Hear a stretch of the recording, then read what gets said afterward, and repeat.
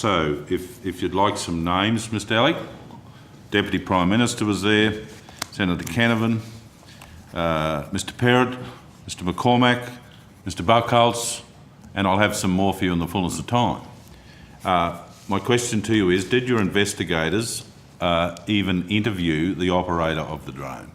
Yes. And did they ask him who else was present or what numbers were present? I'll take that question on notice. I assume they conducted a normal investigation, which would have involved questions of Look, that nature. I get the, Mr. Carmody, I get the resource thing. I get that. I know what's required in terms of resources to investigate matters.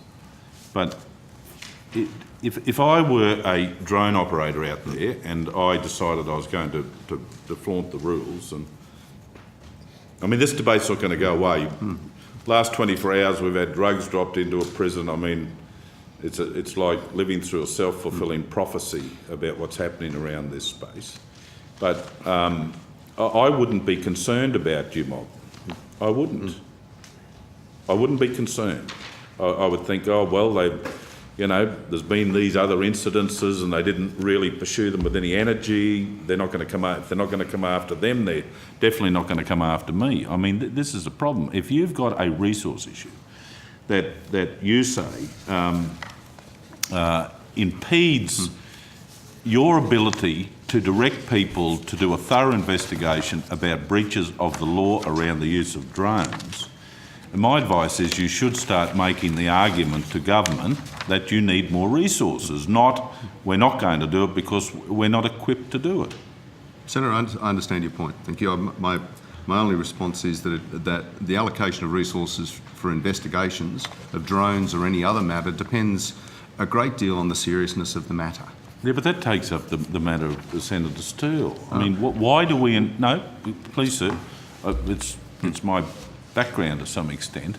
We investigate matters and we prosecute people where possible for breaches of any law, drones or anything else, and we do that for a purpose. It's to inhibit this behaviour in the first instance. Now, if we've got to wait until the person is murdered before we dispatch a team of detectives around to have a look at it, no, there are similarities here. There are similarities. If you know crimes have been committed, that people are breaching the law, but we'll wait for some catastrophic aspect to it before we'll dedicate a body of resources, that's not a deterrent for people to behave in a lawful manner, in my view. Senator, I understand your view.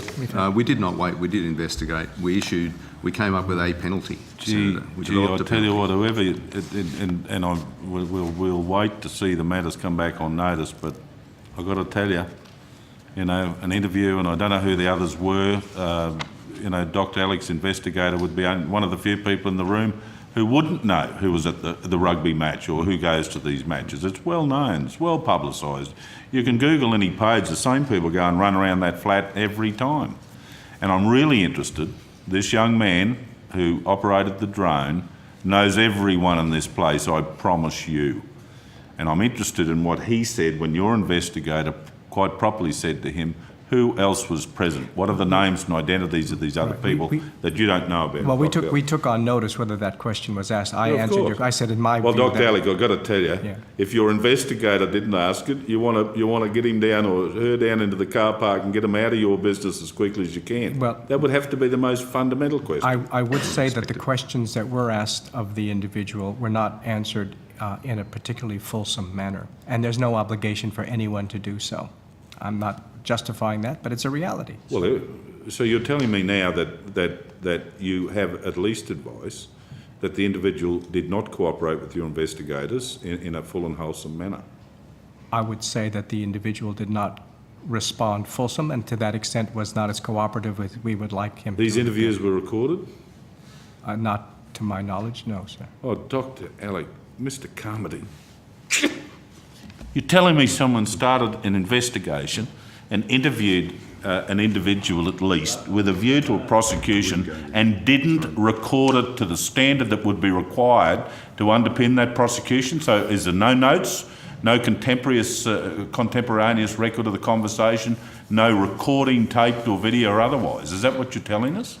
I will only say that this was the maximum consequence of such an event was an infringement notice, and I'm not aware of matters of that kind. That's not the burden of my question, Dr. Alec. Are you telling this committee that your investigator, confronted with a witness who you say wasn't totally cooperative, or a potential offender, did not record in any shape nor form the interview that took place? I said I don't believe so, but I'll Is the confirm. investigator in the room? Is the investigator here? No, Senator. Can you? I'll tell you what we'll do. sure Are they in Canberra? No. Sorry, just to clarify, If you Senator, mean if I may, I thought the question might not have been clear for Dr. Alec. When you said record in any way, shape or form, I'm not certain whether there was a voice recording, but there was an investigative report. There will be notes. There is an investigation. So, well, that's different to the evidence. So I'll tell you what we're going to do. When the colleagues are finished with you, why don't you go and have a tea and Becky's in the other room and reach out and come back and give us a more fulsome answer of what records... I don't want to just take this on notice because this has taken a direction of its own. And I'd like you to come back, and if there's any possibility in this modern world that they can transmit those notes taken at the time or any other recording, if they can get it into your hands, Dr. Alec, I think we'll look forward to listening to it and examining that further. Sorry, Senator Stool. What I'll do then, I'll leave it on that, but I've still got more questions I want to keep going through here, if I can, Chair.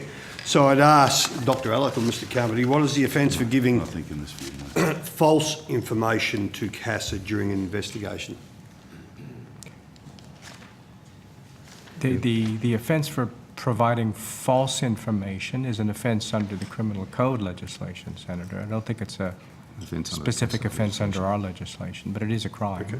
And in many cases, it depends on the weight of the question, whether it goes to, that's the way the law is written, and we didn't write that law.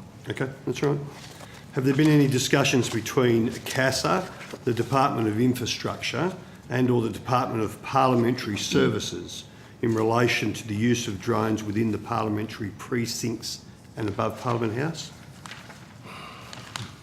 Not to my knowledge, Senator. No. None at all? Not to my knowledge. No, that's fine. I'll also let you take that on notice if someone has had any further conversations between the three agents or three bodies. Senator, just in case just to clarify, we would normally, if something was raised with us, it would normally be raised, a question would be raised on safety grounds, or an agency, like a security agency, would put something forward to us on security grounds. Okay.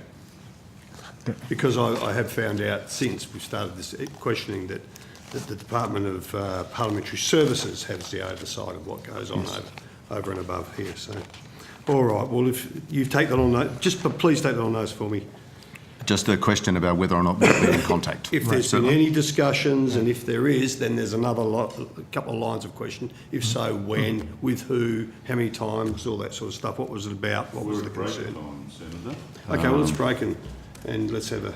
And will you, other than us asking CASA to kindly remain to resolve the questions that I've put, do you have much more? Oh, I've probably got about 15 minutes at the most. I have 10 to 15 minutes. Okay. Well, you're well aware that this is going into the other slot of time too, so... All right, so we'll see you back. We'll formally suspend proceedings until we've had smoko, so let's come back at 20 past. Thanks, Chair. Thank you. Sure.